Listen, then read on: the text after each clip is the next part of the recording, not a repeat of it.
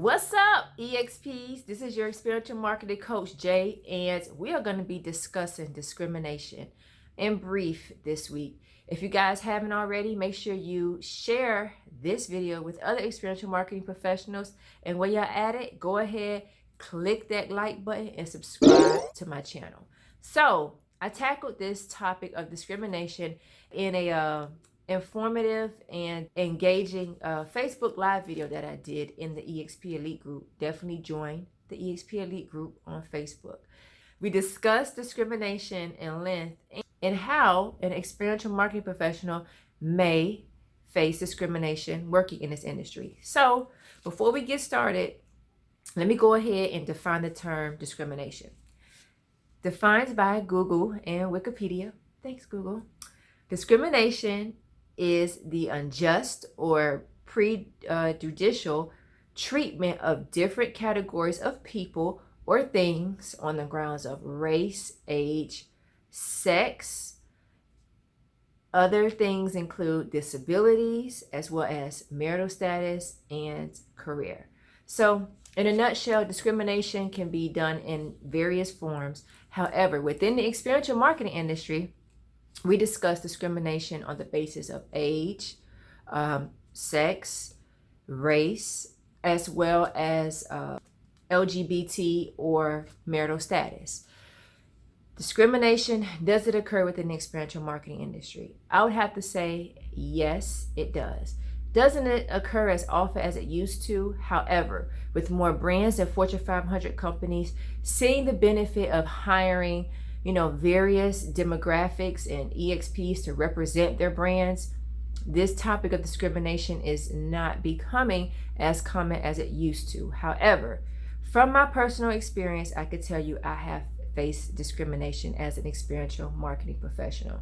There have been times when I was not hired for a particular program because of my race. Now, automotive, especially on the product specialist side of the experiential marketing industry and working trade shows and auto shows, most of the EXPs that are preferred are ones that are of slim figure, which I fit that category, and have straight hair and have a model-like physique as well as appearance. Now, my hair is not straight. I am an African-American woman, so I have 4C hair, and at times it can get a little unruly. However, I found that when I apply for opportunities with my natural hair in the model-like poses and my beautiful smile, I was not awarded an opportunity.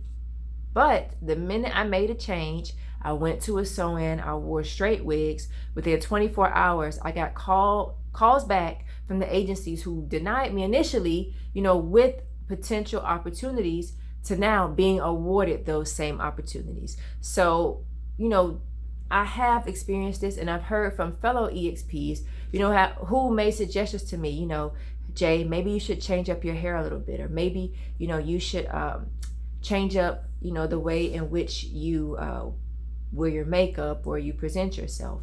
And in the back of my mind, I'm like, but my hair is who I am. It's a part of me. Why should I have to conform to obtain opportunities within the experiential marketing industry? And as I stated before, brands have a certain demographic that they are looking to target, and they're looking for people who embody or look like the consumers in which they're looking to attract. Now, granted, every brand does not practice or, live by this model. However, as an experiential marketing professional, there may be events where a more Caucasian individual is preferred. There are also multicultural events, which are starting to pop up now and more often, where a EXP of Spanish, Asian, Indian, even African American descent is preferred, based on the demographic. So racism, and discrimination based on race, yes, it is something that many EXPs have experienced and expressed throughout the Facebook EXP Elite group, and when I did this pop-up interview live in the group as well. Definitely, if you guys haven't checked out that video, go to my link in the description and watch that video in its entirety, because T and I discussed discrimination not only on race, but we also talked, ageism, hiring older EXPs, why are older EXPs not being awarded the same opportunities as youthful EXPs, and we also talked, marital status, as well as being hired based on the various ways in which discrimination, may be categorized. So, discrimination in experiential marketing industry, yes, it is something that as EXPs we all have to learn how to deal with, within the realm or within the ways in which it may be expressed. It is also important to know, as an EXP, how do you handle discrimination, and how do you ensure that you not only maintain a high level of professionalism when a fellow account manager or staffing coordinator, or even a consumer, because believe me, I have experienced discrimination from consumers and on-site contacts. But how do you handle this while making sure that you uphold your morals and your integrity while you're on site? Couple things I want to go over. First and foremost, do not get combated with an account manager, staffing coordinator, or even a consumer. Always, always, always maintain a high level of professionalism, address them with a smile, and ensure that you do not cause conflict, which could, result in issues on site with consumers and just with other individuals and EXPs as well. Secondly, when issues arise within discrimination, or you feel like you're being discriminated against as an EXP, make sure that you put everything in writing. I talk about this all the time, as an EXP, and I cannot stress it enough. Sending an email, whether it's a consumer who discriminated against you, or whether it's a fellow account manager or staffing coordinator, or a fellow EXP, make sure that you put everything in writing and that you thoroughly explain what happened, the precautions that you took when addressing the situation, and asking the individual who you're emailing how they plan to resolve the issue. As an experiential marketing professional, it's important that you not only convey your issues in a clear way, but you also have solutions and answers to any sources of contention that may arise on site. So definitely, I cannot stress this enough, make sure you put everything in writing. And lastly, when you face any issues of discrimination as an experiential marketing professional, just know that while this is occurring, it's not the end of the road, or it doesn't mean that you're not a great EXP, or that you cannot obtain opportunities with another agency.